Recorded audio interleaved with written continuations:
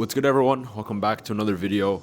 Now, I am wearing glasses indoors because my eyes have gone red, allergic reaction right now. But basically, this video is very, very important because if you're doing appointment setting or high ticket sales in 2025, either you're in the game already or you're trying to get in the game. On our last coaching call, I gave a bunch of predictions as to how I think the high ticket sales and appointment setting space is going to evolve. So in that video, in that call recording, there's some action steps, there's some things that I think are going to change, things you need to watch out for, and ultimately it's just a guide for the guys on the call on how to succeed in this space in 2025. So in the next 45 minutes, we're going to go over some observations I've made about this space, take notes, and enjoy. Today I wanted to make this call about some observations that I've noticed in the appointment setting space in the high ticket sales space, because I was just saying to the guys that compared to 2021, 2022, when this was still like a new opportunity, fast forward to now, it's obviously gone through a lot of changes, whether that be for easier or the better, easier or the harder. So there's just some things that I've noticed and I do want to make you guys aware of going into 2025. So if I pull up the whiteboard, and then I'll also show you guys how this can apply to your situation. Okay, so the first thing is we'll talk about landing a role. Now, landing a role is it's one of the big conundrums for everyone. This seems to be the hardest part for a lot of people. And there's a lot of beliefs around landing a role. They feel like I need to have a ton of experience. I'm from this country, so I can't land a good setting role. Now, obviously, maybe those things make it 5 to 10% harder, but you can't let that stop you. Like appointment setting in and of itself is much lower barrier to entry than high ticket sales or running your own business. Yeah, that's just the case. So don't make it any harder for yourself. Don't keep trying to find ways to make it harder for yourself, right? So the biggest thing I'm noticing at the moment, the ones who are landing roles nowadays in 2025, even if they don't have experience, versus the ones who maybe they've been trying this for 6 to 12 months and they still haven't found a role. It's a bunch of things. So it's down to little things. It's a lot of little things added to like on top of each other. So for me, what I've noticed is between the ones that get the roles as quickly as possible and the ones who don't get the roles, a lot of it's confidence. So confidence when it comes to, for example, their outreach. Because you'll have two types of people. You have two types of people. They do their video outreach, and when they do it, it's very monotone. They have no personality whatsoever. Within 3 to 5 seconds, you already know, okay, this guy's gonna be awkward to work with. Like he just doesn't have a spark in him. Now, you might be competent, you might have had lots of experience in setting. Obviously, that's gonna help. But if you're just starting out, this is gonna be your biggest leverage point. This is gonna be your biggest thing that's gonna carry you, is the confidence. So down to the outreach message to the outreach video to whatever it is that you're doing to get a role, like you need to be confident. There's no ifs, ands, or buts about it. So when you do your video, it's just you need to be confident. You need to have 100% conviction, whether you have a lot of experience or not, and you need to show that conviction, whether it's through the tone of your voice, your what you say in your video, your hand gestures, your body language. A lot of it is it's confidence, it's body language, showing you have a personality of a killer.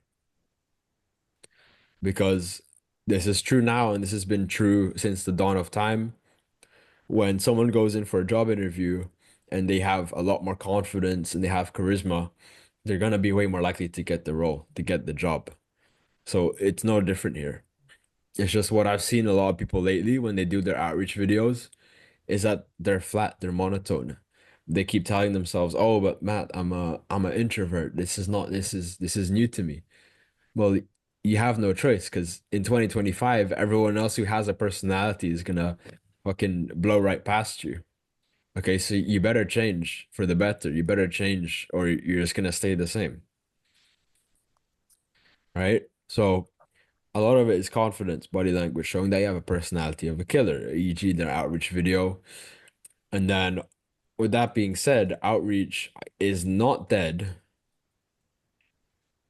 However, it it needs to be combined. It needs to be combined with other things, let's say other elements, in order to be effective. So this is what I tell the guys in the Oracle. When I was setting, I didn't just rely on outreach. So we had outreach, you put in the grunt work, and then you're building your personal brand, whether that's through YouTube, that's through Instagram, that's through LinkedIn, that's through Twitter, that's through X. Personal brand is running in the background as well. You're documenting your journey, you're building authority, you're showing that you're not just a faceless nobody that anyone else can hire, like you are a one of one. And then also networks and communities. I got most of my setting roles from networks and communities I was already a part of. And even if you have to pay for it, I'd say it's well worth it. Because what if you pay for it and you end up meeting just that one person who ends up being the person that changes your life, and they introduce you to their network and other killers, and then before you know it, now you're on a setting role, now you're on a sales role, and you skip the entire process of having to build up your resume, build up your experience, go take the long path because simply someone knew someone or someone knew you, right? So all these things need to be combined. Outreach, personal brand networks and communities, and then obviously, like I said, the confidence. Now, something that I haven't touched on a lot, and is something that I talked about before early on, and it actually is a viable, and a viable strategy, is if you don't have a lot of experience, you can do something called experience stacking, where essentially, let's say you're starting from ground zero. Say you're starting from ground zero. You're here, right? Let's say A, and then you want to get to B, and this is you, right? Let's say you have no experience, it's your first time getting into sales. We'll apply this to sales too, just because they're like cousins. Like sales and setting are cousins at this point. So this is you. Now, obviously, you could do all the grunt work, you could do all the brunt work, and then try raw dog your way onto a good setting position and be picky. But for most people, when they be picky and you're starting off from A, it's like, what does that usually happen? I know what usually happens because I speak to these people all the time. What usually happens is they end up looking and waiting for the next 6 to 12 months with no results because they're being too picky. Like, brother, here's what you need to do instead. You need to start off on mediocre, subpar offers, and then I'll elaborate on this in a minute. Then use it to say you have experience and work your way up to better offers until you get the offer you want. Right. So I've talked about this briefly before, but with landing a role, if you're starting off, one of the best ways to speed run you getting on the good offer, if you don't have access to networks or communities or other one of these things, then experience stacking is something I also suggest. Is you start off on mediocre or subpar offers, and then you use it to say you have experience and you work your way up to better offers until you get the offer that you want. I hope that makes sense. Now, if you put it into practice, all right, let's say I'm starting from scratch. Let's take Matt Jacob. He's a fresh face in the setting space. He's here. Okay, what am I gonna do to get point B, where I land a solid ass role? They're making 100K a month. Lead flow is not a problem, etc., etc. All right, what I'll do is if I take this advice, okay, I'm gonna get on this offer. I'll start doing outreach, I'll start doing these things. My first goal is to just get interviews in the door. Once I get interviews, then I'll take those interviews and then I'll land an offer in the process. Okay, if it's good or not, I don't care. Like I will just use it, and when I move on to the next offer, that's gonna be my experience. Whereas before, if I went onto that same offer straight away, I have no experience to show for it. Now I can go and say to the next offer, yeah, I do have experience doing this and this niche and this and this and this niche, instead of saying you have no experience. And then you can move on to the next offer. You can go to the next offer. Maybe it's not the best as well, but you just go on it for like a couple weeks, and then you leave, and then you find another one, and you find another one. You keep getting better, and you're good. Now, some people might say that's unethical, but to be honest, most of the people in business are unethical. And I'm not saying to be unethical. I'm just saying like most people when they start off, they do get on mediocre and subpar offers. It's like a cold outreach position. They're not making money. It's terrible, right? So you got to play the game as well. It's like, okay, if this is the offer that I got and I know I'm not going to make money on it, I'll just use it then as experience. I'll dip after a couple of days or weeks. If you want to go ahead and make commission on it, then try that. But the goal of this is to just climb your way up the ladder and then you get access to better offers. So experience stacking is going to be a big thing for 2025 for sure. So observations I've made for 2025, this as well. Cool. With that being said, so far we got guys, we have landing a role, confidence, outreach is not dead but needs to be combined, and then experience stacking. And then with that being said, what I will say is joining communities and building your network is gonna be one of your best assets. Building quality, genuine relationships. That's just the game, boys. Like that's just how it is. I'm not saying outreach is dead. And this is not going to be this is no, by no means a plug for my program. I generally not trying to make it a plug, and I'm not trying to make it a plug for art of setting, even though there is the community aspect in there.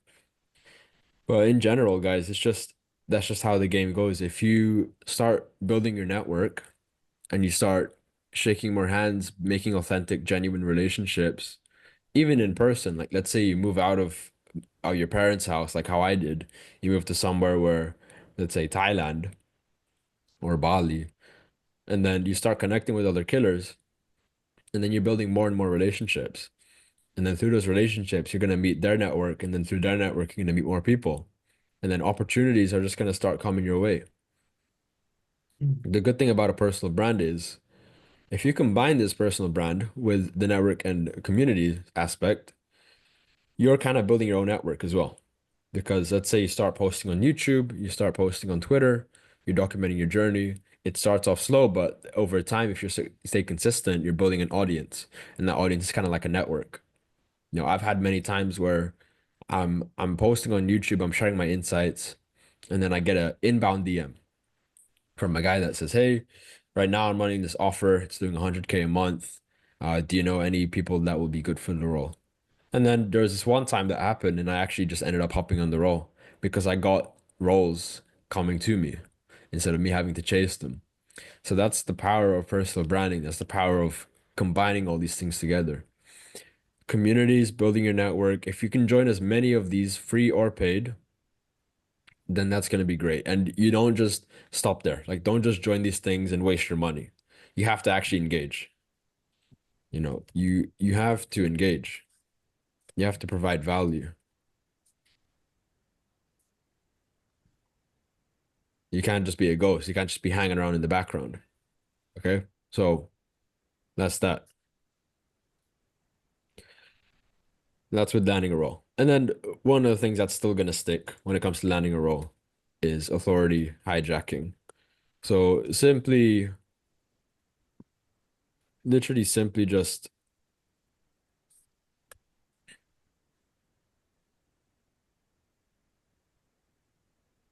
mentioning my name. Like you guys in the Oracle, you literally can just mention my name from now till forever because you guys have learned from me now. So simply just mentioning my name or an authority figures name will boost your chances with getting a roll. So you can literally just mention my name, like, or you could mention an authority figure's name. That's authority hijacking. The good thing about that is, even if you're starting with no experience, it's like, okay, but he knows this guy. Again, it goes down to the network side of things. It's like, okay, he knows this guy. Okay, he must be good. Or they're making assumptions in their head. Okay, he must be good. Or I heard a lot of good things about him. There's this term called edification. So if I were to edify someone, let's say I edified Kwa. If I edified Koa, if I'm positively edifying him, I'm gonna say to other people, "Oh, Koa is a killer. He's like he just started setting recently, or he's been setting for a while, but he's such a like he's learning the game. He's really good at what he does." That's positive edification. If I negatively edified endurance to someone else, I'd be like, "Oh, I wouldn't work with endurance. He's not very good at what he does. He's a bit late to XYZ and such," and that's negative edification. So the power of network is the people that know you and they're trying to introduce you to a role or a potential role is they'll positively edify you, talking good about you. I don't know if that's the actual definition, but edification is a big thing. So landing a role, that's number one. That's the observations I made for landing a role. Is everything making sense so far? Yeah, Yep. yeah, that's so true as well. The authority hijacking, like I used that in my outreach video for my first role, and yeah, Nice. it helped a lot. Okay, that's good, bro. I would say for experience stacking, that's what I've done. That's what you've been doing, bro. Exactly. So you started off on D to D. And then it was D to D, right? You did D to D Yeah. before? hmm hmm Yeah. So, like, example, endurance. He started off in D to D when he was fresh into this game. And then he wanted to get into setting. And then, we got offer one and offer two and offer three. I don't know how many offers have you been on now, bro? Um, right, it would be three, no four. Yeah, exactly. So Let's my say first one three or was four. doing lead generation. Second one was I did for like two days. It was for a trading offer. Then Oh, I yeah. did Yeah. that got me to working with Luke Alexander and FXLG. I did that for 1 week, and that's what got me my role with Jacob 11 Rand right now. Yeah. So that's the third offer, right? Yeah. Sick. So obviously, it wasn't overnight that you got to the Jacob Levinrad offer, the really good one, because now you're starting to print, you're starting to get results on it, but you had to stack the offers on top of each other. So after each time you're on that offer, you could say you had more and more experience than the last time. Because if you were to just go straight to this one, I mean, let's say like you didn't even have door experience. Let's say you didn't even have that. Like if we just take it a step back further, let's say zero. From someone that's trying to go from zero to these top offers, unless they have the fucking network, it's gonna be very, very difficult. It's very difficult, right? So it's almost slim to none that's gonna happen. Slim to none. So that's what we did. Zero endurance here. He got door-to-door sales experience before, and then he was getting to appointment setting, offer one, offer two, and then on the third offer that he's on, and you've been booking calls now, and it's only a matter of time once you get commission. So that's experience stacking for you guys. So that's that. Now, another thing that I've noticed, and actually this is a little bit of a side note, a little bit of a side note as well.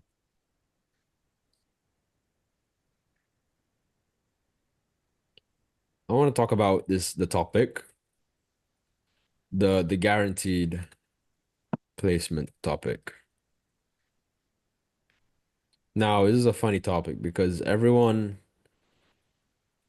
seems to want, like, people who are getting in this space, they have the impression and they have the expectation that they want to get a guaranteed placement when they join mentorship programs or when they join communities and networks. I don't, I haven't found a mentorship yet. I haven't found a community that says they do guaranteed placement and they fulfill on it 100% of the time. Now, when you join a mentorship, when you join a community, is there a high chance, like if they're good at what they do, is there a high chance they're gonna get a placement? Of course, but it's not guaranteed. Like there's no guarantee I'm gonna live forever. There's no guarantee I'm gonna live to 70. So when someone says guaranteed placement, guys, just think twice. And when you have that, because I was just talking to someone in the DM earlier about this, and they said, they were thinking about between me and other programs. And again, I'm not here to plug my program. I'm just speaking on this topic so you guys are aware of it. It's just like, oh, okay, I have a few more calls with other coaches or communities, but I think I'll pass on this for now. I'll go with a program that offers guaranteed placement. And I'm cool with that. Like I wish them all the best. But the only thing is they're in for a rude awakening. And that either programs that say they have guaranteed placement are straight up lying, or B, it is gonna take effort on their end. It's not just gonna be heavy lifting done for them. So that's the thing with guaranteed placement, guys. That's why I don't say in the Oracle we have guaranteed placements. I don't say that. Will you guys get placed? Will you guys get positions as soon as possible? Of course. But is it a guaranteed placement? Is it guaranteed that once you join a community like this, you're gonna get placed? Hell the fuck no. If you think that way, get it out of your head, and then it's up to you if you want to join or not. But when people say guaranteed placement, just really think twice because you're still gonna have to put in the work. You're still gonna have to put in the work. Now, whether that gets you on a position or not quickly, that's cool. That's cool by me. I don't mind.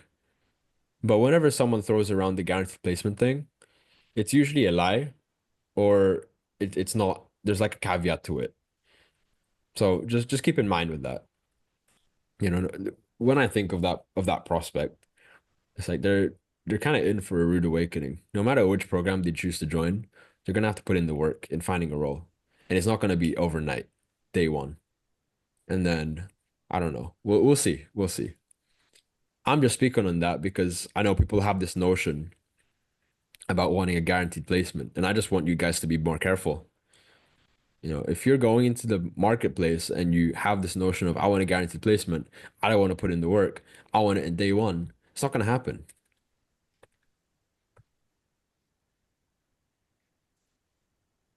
Plus, you're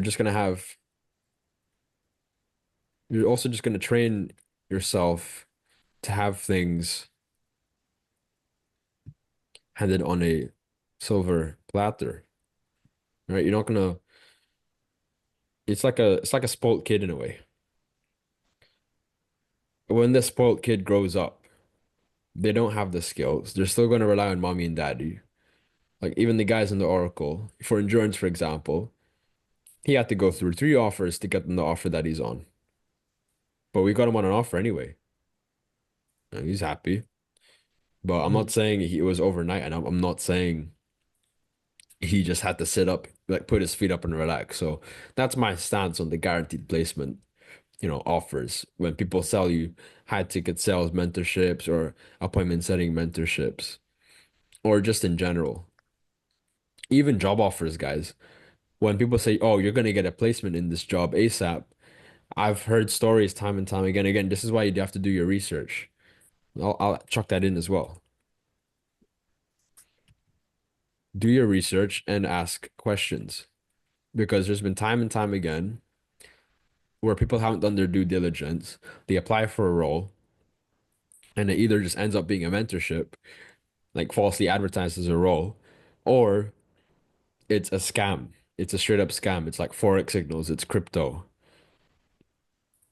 Or they say they're gonna, they apply for the role, they do the interview, they say they're gonna get onboarded, they don't end up getting onboarded, they have to pay a fee to get onboarded, or they have to wait until next month to get onboarded.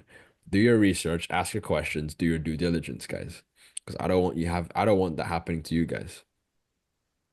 Okay, so those are some things, observations I've made. And then Can in I terms just of mention other another point? ones, what's that? Can I just mention another point as well? Like the Yeah, guaranteed placement, like the fun is in the progress, you know. And like when I got my first placement, like I felt so happy because of how hard I worked to get it, you know. Um, exactly. Yeah, if you just get it given to you, like in the actual setting opportunity, when you're actually on the offer, you're never gonna actually, or this is what I believe, you're never actually gonna want to push for the business owner because you haven't worked hard to get there. yep, That's 100%. true. That's true. And imagine if you are a business owner as well. If you are on a good offer and the business owner had to qualify you, even if you're going through the interview process, you got onboarded, you have to, take on the work, had to performing well. I know a lot of people, they got themselves a very good offer, but after one day of getting onboarded, they they being fired. Like Yeah, there's no trusting as guarantee, to be honest. yeah, exactly. Exactly, bro. Mm. That's true. That does happen. People, they get a unicorn, they get an offer, it's good, they're excited, they're ready to start. And then like over the next 7 days, they're out of that same offer because they haven't built the habit, they haven't built the skills to stay on the offer and be a killer. Again, like we talked about, you need to have a personality of the killer. Cool, you got the offer. Well done, bro. All right, Yeah. let's take your first sales call. Okay, here, excuse me. Like we'll give you your first 2 sales calls. Boom, boom, Yeah. boom. 0 for 3. Close. Like nothing closed. Okay, you're out. You're out, bro. That's it. You're out. That's what I'll say as well, is like the first, like we can say arbitrarily 7 to 14 days are the most important on the offer. A new offer are the most important days. That's actually a really good insight because in the first 7 to 14 days, you can even say like 3. That's when they're like seeing how you start this is how you're gonna finish, or how you start this is gonna set the tone for how well you do. Now, that's in the first 3 to 14 days. That's them deciding if they made the right decision. That's them deciding if, oh, should I hire this guy? Should I keep him on? Should I fire him? Is he just not performing up to scratch? Obviously, there's times when they know you're, you know, maybe a beginner, but they know you're a killer, so they're gonna give you a bit more leg room to work with, and they're not gonna be so like strict. But I'm saying like that's why I said 3 to 14 days. It can be in this like period. I think if you're not performing after 14 days, unless you're able to like make a comeback, it's like make sure you knock out these 3 to 14 days, these first 3 to 14 days very, very well on your new offer. Because that's them deciding if they should keep you on or they should let you go. Because speed is very important for a lot of people, a lot of businesses.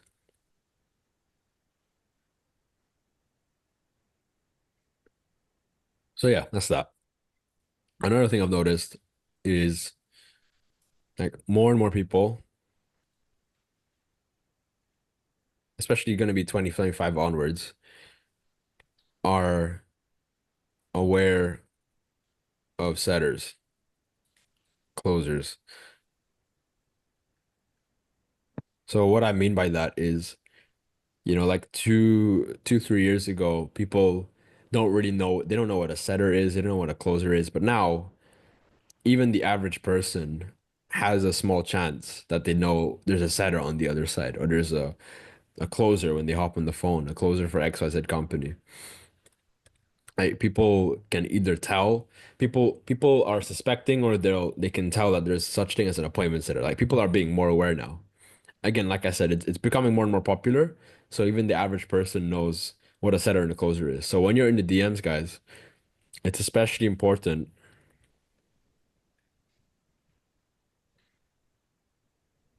that you you obviously know what you're doing. If you're setting for someone, you're pretending very well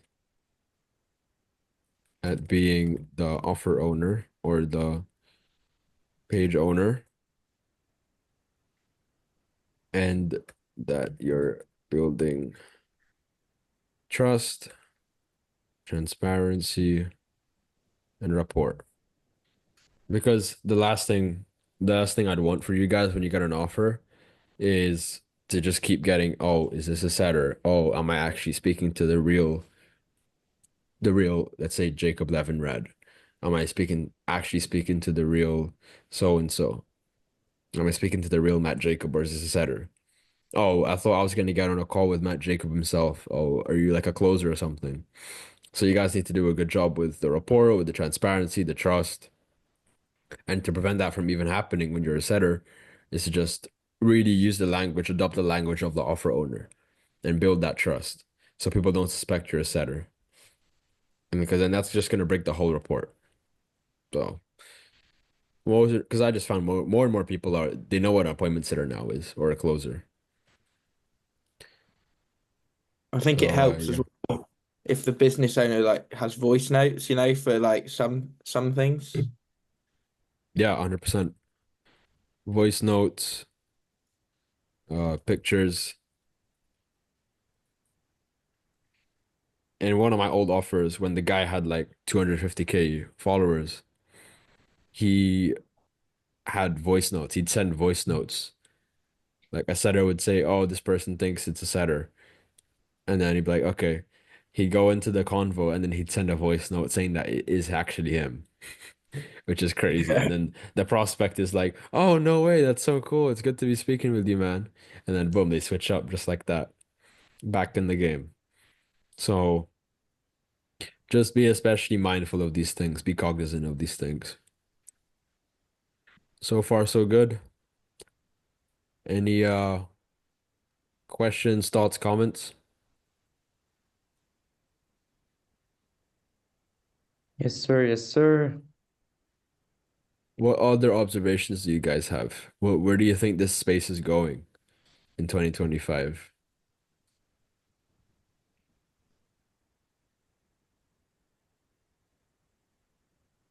There's no Uh, right or wrong answers.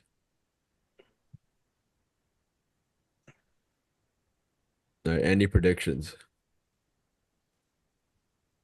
I think someone was going to speak, Mm, or you guys can say like it's just going to stay much of the same.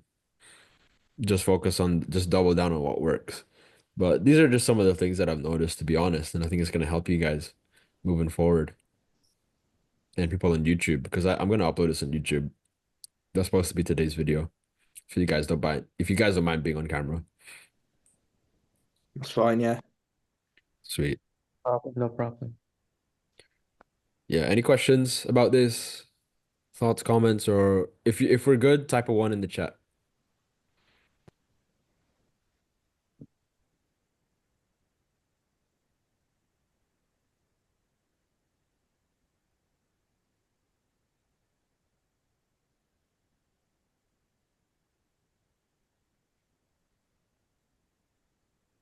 Okay. Cool. All making sense.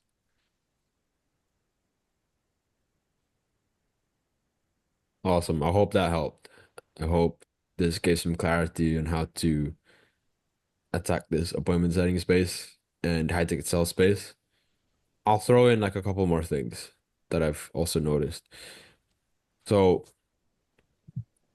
I've noticed as well that you know we have people who they stay in setting too long. This is more of like a mistake I made that I want to tell you guys to avoid. So one of the mistakes I used to make was I used to stay in appointment setting for too long. Now, as you guys all know, I preach this over and over again. Appointment setting is not a means to an end. You don't want to be stuck in this game forever, where your income is partly or largely responsible from the business owner's actions. Whenever they run ads, they do these things, your income gets affected, right? People who stay in setting too long. I stayed in setting for too long. 2.5 years, in my opinion, I could have hopped off and just started my own thing, which I ended up doing now. But for you guys, there will be that sweet spot where it's like once you've mastered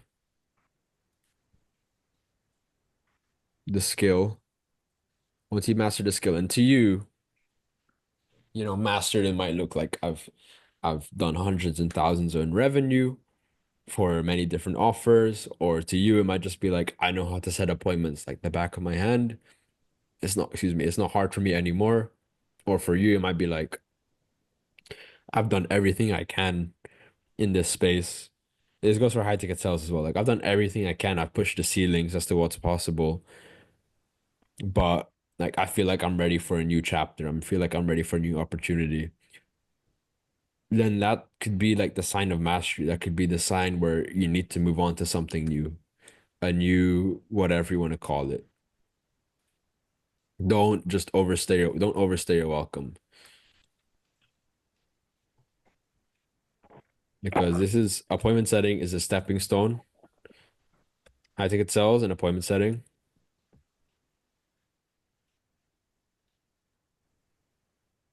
to bigger and better opportunities. You're supposed to take what you learned in these phases of your career, of your life, and use it for bigger, better opportunities. For example, starting your own business, managing,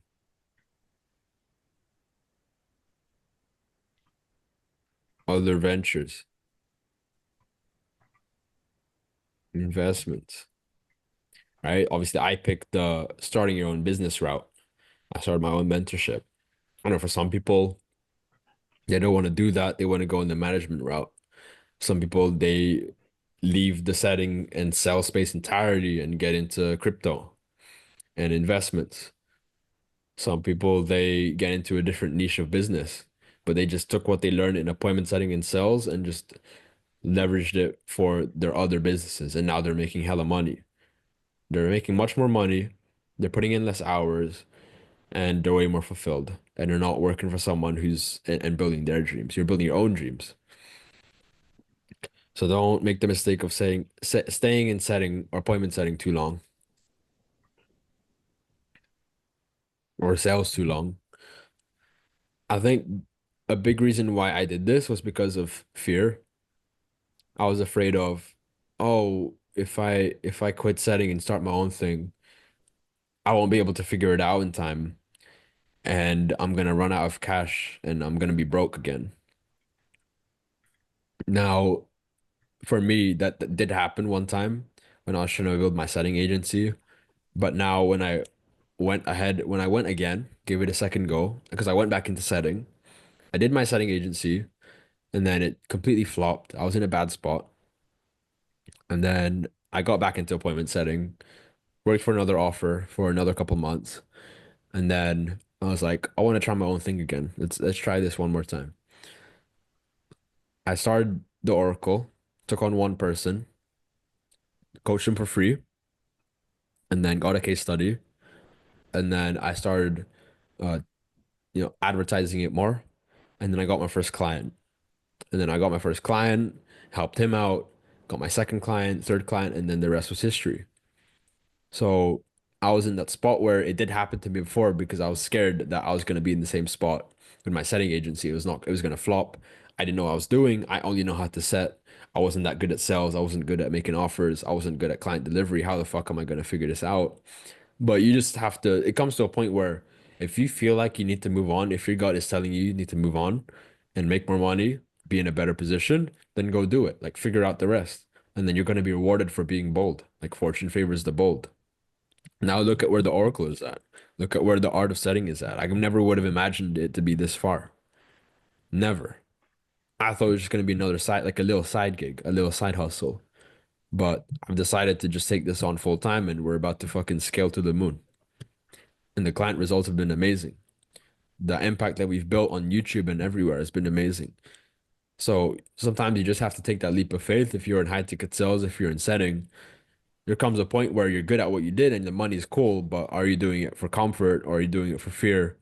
Because if you were to do your own thing, you're afraid of what's going to happen, right? So don't overstay your welcome. Don't rot away doing this the rest of your life unless you want to. I'm not going to be the judge, but you, like for most people, they need to. There's different chapters in life, and right now I'm in the chapter of starting my own thing. Same thing with offers too. One last thing is like offers. If an offer, let me try to find it. Same thing with offers. This is another mistake I used to make is I used to be too loyal with offers. I was a part of the sinking ship. I used to be too loyal with certain offers and I was a part of their sinking ship. When what I should have done was, okay, the ship's starting to sink with this offer, they're not doing so well. Things are going wrong. Okay, I need to do what's best for me ultimately, and I need to hop on another offer. Because, for example, I was on this offer and they were doing well initially, and then they kind of hit a plateau, and then things were kind of going wrong now. And I was already in Thailand by then. I'd already moved from the UK to Thailand, so I'm paying my own bills now. I have a villa rent I need to pay. I have a lifestyle I need to pay. I need to feed myself, be able to get groceries. I need to be able to do Muay Thai and exercise. I need to be able to pay for the scooter, everything. I need to pay for fucking everything now by myself. But the problem I made was I stayed on offer way too long when I should have dipped. And what ended up happening was their income started going down, the revenue. My income started going down too as a result, like at an all-time low. Like, I don't know how I survived, but I ended up doing it because I valued the loyalty so much. And obviously, it's good to have loyalty, but at that point, it's just like it's crazy. Like Matt, you're in a live or die situation. You need to fucking get your ass on another offer quickly. So if you're in a situation like that, don't make the same mistake I made. You know, don't wait for things to get better. Do things that are best for you and hop on another offer. If you feel like, okay, it's just a sinking ship, get another offer in the meantime. It doesn't have to be permanent too. Like for my example, what I should have done was get off that offer, work on another one in the meantime, make sure I'm still financially stable. And then when they got the thing sorted out again in the business, then I can hop back on them because I already had a good relationship with them. Like they're my friends to this day. They're my friends in real life. So if I told them, hey, I need to hop on another offer in the meantime, bro, while you guys fix this, they'll be like, no worries, sure. Do what you gotta do. And then down the line, that's what I ended up doing anyway. So it does work out. If you have a good relationship, they'll understand. And if they don't, it's fine. Do what's best for you.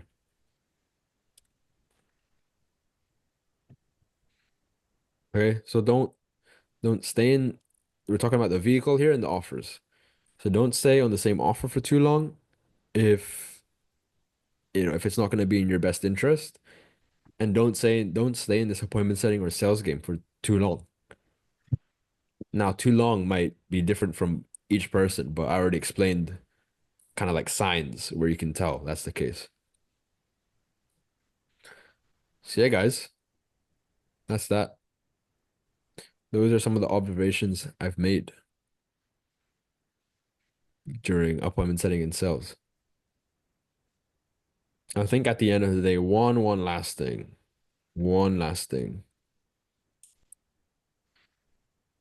is authenticity and creativity is gonna be a weapon in 2025 when setting and doing sales. So when I say this, it's like when you're doing high ticket sales, a big thing is because there's gonna be a lot of new guys coming into this space, and all of them have commission breath. They just want to have that convo. They just want to have that sales call so they can make the commission and try close them. But how you guys are gonna separate yourselves is if you genuinely care about the prospect, is if you're genuinely there to help them make a change. If you know the offer that you're on changes lives and it works and you have that conviction, channel that when you speak to the person. Be authentic. Just be real, guys. Just be real. There's a lot of fake people. There's gonna be a lot of fake people coming into this space. Be creative too. Like think outside the box. If there's a certain follow-up that you want to try or you want to switch up, send that follow-up. If there's a outreach method that you want to try but you're not sure about, try it. See how it goes. Be creative. Certain way you talk, certain tonality, certain way you're gonna book the meeting. Be creative. Think outside the box. Don't necessarily be doing what everyone else is doing. Especially when you're good. Because now you have the choice to be free and be creative. So yeah, guys, last point, and then I'll wrap it up. Last point, I promise. That's that. This should be integrated in your setting style and when you're closing. So yeah, that is a summary of what I've observed for 2025. I hope you guys enjoyed that. I hope you guys take it into use and it helps you guys in your setting career. Whether you're trying to look for a position, trying to look for a new one, whether you're trying to book more meetings or scale up and trying to think about the rest of your future after this.